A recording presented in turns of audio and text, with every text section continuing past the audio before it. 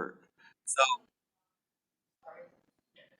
they really do dedicate a lot of time to our department. I really think that they need to be um, applauded for the work that they do.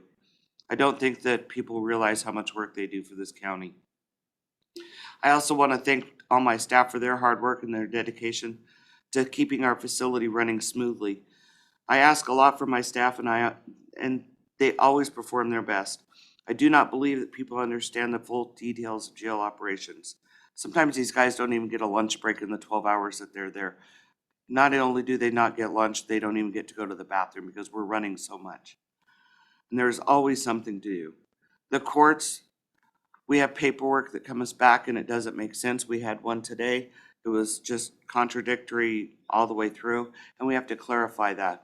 Or an inmate might have 3 courts that he's sentenced to all 3, and there could be 12 probation violations, and each with a different violation date and different cause numbers. And when we fingerprint people, those all have to go into that fingerprint machine accurately. And so it just creates all this unnecessary work when we don't get accurate information back from the courts at the beginning and we're having to clarify. So these guys do spend a lot of time working and dedicating to making sure that all the paperwork is right and we're not holding inmates illegally or too long or not enough time. Brown Roofing did come in and fix the repair on the roof. We're waiting for the rain gods to dump a bunch of rain to see if that is fixed. They won't fix the hole in above G block until we know for sure. On the jail sewage backup, I did request from Buildings and Grounds the cost of all of the overtime that was accrued during that, because there is a fix to that problem. There is a device that can be put in the back of each toilet that's like a little hook, and it would catch that stuff. So only that person's toilet would back up and you would know who the culprit is. Because without those, it goes into the line and we have a general idea where it comes from or what cell block, but we can't narrow it down. So to me, it seems more cost effective to put those little hooks into each toilet than to pay out thousands and thousands of dollars of overtime. And I'm sure that's what the cost will be after this last 3 episodes that we had within a 2-week period. So, I think that's all I have. I think I've talked enough. Before I turn it over to Karen, I would like to address one thing. We got a mental health pickup order. Klickitat County Superior Court issued by the mental health people. No judge's signatures on it. So we refused to honor it. Well, the judge was contacted on that. He'd never seen the form before. It's a generated form by Comprehensive Mental Health under the ruse that it was issued by Superior Court. So we're dealing with that. Supposed to get a meeting set up with them. He said, well, we've always done it that way. I said, no, we're not going to do it that way unless you got a judge's signature on there. We're not going to go out and pick somebody up and end up in a wrestling match with them or something. And come to find out, we don't even have a legitimate court order. Yeah. That's lawsuit time. Yep. Anyway. Okay. All right, well, the body cameras are being compiled and all of the I's are dotted and T's are crossed on their side. They're going to be sending an email to us when they're ready to connect and have a welcome meeting. So that's great news. Don't have a date yet, but when we do, you'll know. We are going through, I'm working with the range timber team, and we're working through all of the contacts and having a meeting. We're going to set up a meeting for the program and invite people who have lots of acreage that don't know anything about the program. So we'll try to expand it to some of the timber companies that we have found that know nothing about the programs. I have a question on that one, just a history. You were a range deputy, you were here probably when it started. When did that whole thing start, by the way? Does anybody know? The range timber deputy? Yeah. Oh, wow. It goes back to, well, I started in 90, around 1990. And Rich Williams, and he was doing it several years prior to that. So I would say in the 80s sometime. Does anybody know where the numbers came in? You know, how much we charge for that based on what the actual cost of having range and timber deputies are? Yeah, they based it on acreage that we covered. I don't know how much, I don't recall now how much. It's a history thing that's so long ago, I don't know if anybody even knows the answer to that. There should be some documentation in the auditor's office. Yeah. Where contracts are maintained. Go back and try to find out for sure. Yeah, it was well in force and running by the time I got here. So it goes back as far as, I'm not sure what the formula was as far as how they arrived at how they, Well, but it was based on size and and how the many current acres covered. contracts, you know, as you've seen, is just a number. Right. Not the number of acres, not the number, the price, it's just And half This those people com- don't even exist anymore. Right. So, yeah. this company and this dollar amount. Right. Then you got people that bought out or bought some of the SD&S, Yeah, you know. I just wasn't sure how the formula came up with those numbers. It's kind of like, I guess, same There thing was you a guys formula. charge There was a the formula. city of Goldendale Yeah. for inmates, and I'm kind of curious how that formula ever got compiled. Yeah, I think you do it by a set dollar amount now, though, We do. not a percentage. It works out, it's much easier, especially for auditor purposes. Just an education thing. right, so, in looking at the, interactive map, I've been going quad by quad, and I found one company in West Lynn, and the only reason I recognized it was because I lived around the corner from that address. And all of a sudden, that address is popping up on my log, but the company name is changing a lot. So we've got an owner in Westland who's starting to own quite a bit of acreage out here, all under different names. So we'll contact them and invite them to the program too. Making creative ways to look at that. And then for the Marine Patrol, we are having our kickoff Marine meeting this Thursday. And Matt Stowers, he's the law enforcement coordinator for the Marine, for the Department of Parks and Rec. He will be actually coming down and he's gonna go over some training with me, with some new stuff on the reporting side. And then he'll be meeting with Randy Wells, our Marine coordinator, and then we'll be having our meeting with all of the patrol deputies. And Marine Patrol deputies. Marine Patrol deputies. Not all the Sorry, deputies. my apologies.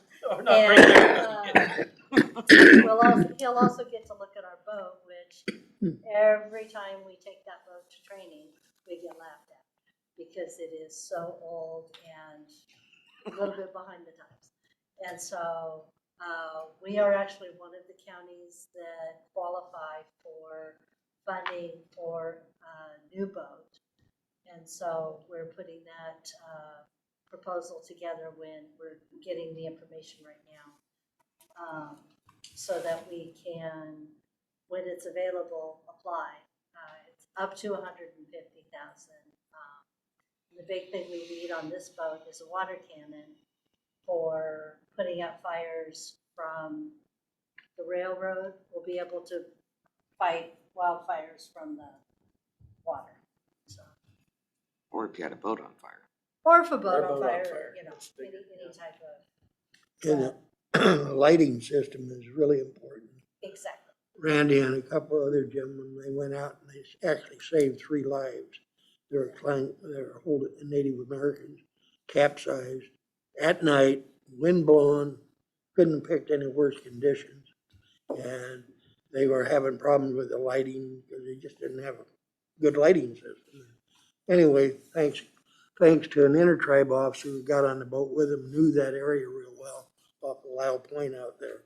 And they were able to rescue the three Native Americans who had been in the water for probably half hour to 45 minutes or maybe even an hour. We have, I believe, 7 of the deputies, including myself, that are on Marine Patrol. And a lot of times with the calls that we go to, we might be there might be one from the sheriff's office that's Marine Patrol certified that's on that boat. And the rest might be intertribe, Washington State Parks, might be an Oregon law enforcement officer. We just work together whenever there's a call. A lot of times everybody jumps on board and we just go and deal with it. So. Just like the 2 fatalities over in Hood River, they walked out on the spit, they thought they could swim across to the washout side, and that did not end well. So we're hoping that once we have the new boat, we'll put the old boat over in the White Salmon area, so we can just deploy from the Benjamin Marina, and then the new boat from up here, so we're on both sides of the dam. So that we don't have to get through the dam to get to, if we deploy from up here. So save a little time too. Let's see, I think that was.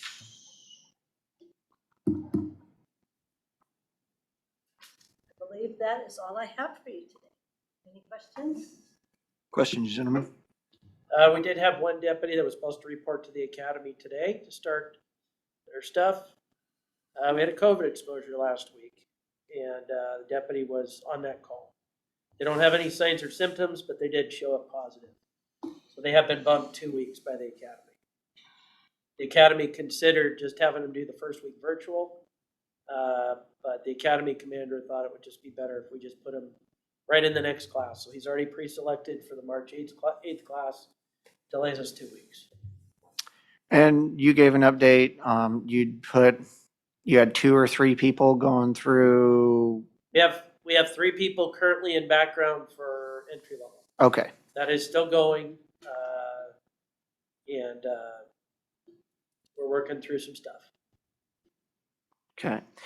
Can you talk a little bit more about the $1,030,000 for comprehensive healthcare facility in Goldendale and what you envision that to look like? What is that going to be? Well, we envision it'd be an area where they'd have beds available right here locally, as I understood it when we talked about it initially. This started out about 2 years ago, so I kind of, be honest with you, I kind of forgot about it because it had no response to the funding.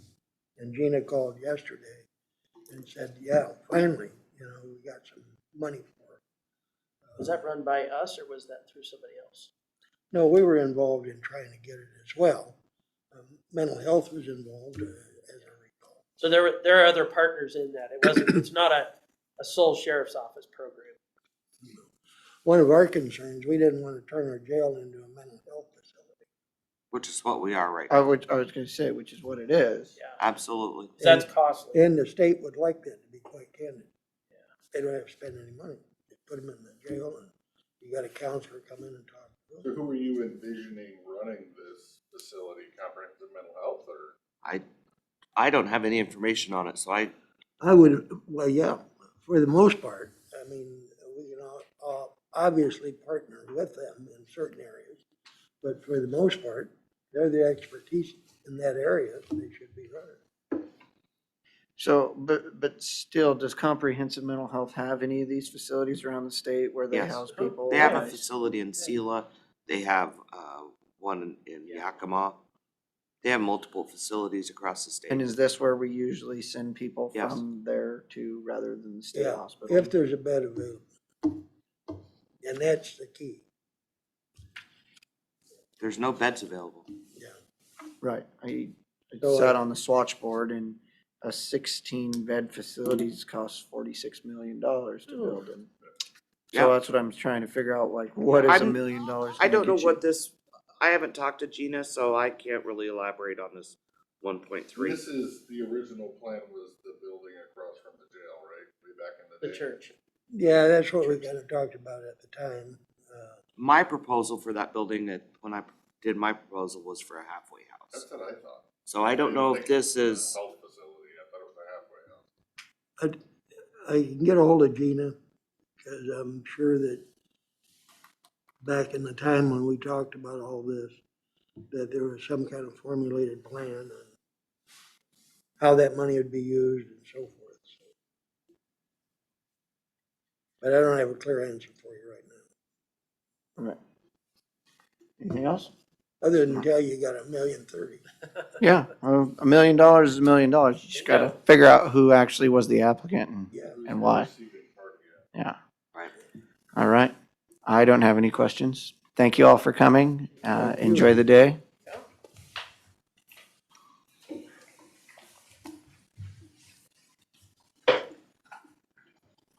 I would entertain a motion if somebody wants to press their blue button. green Mr. button. Chairman, I would make a motion to adjourn for lunch. We'll be back at 1:00. I would second the motion. There's a motion and a second to adjourn for lunch. All those in favor signify by saying aye. Aye. Aye. Motion carries. Thank you all. We'll see you shortly.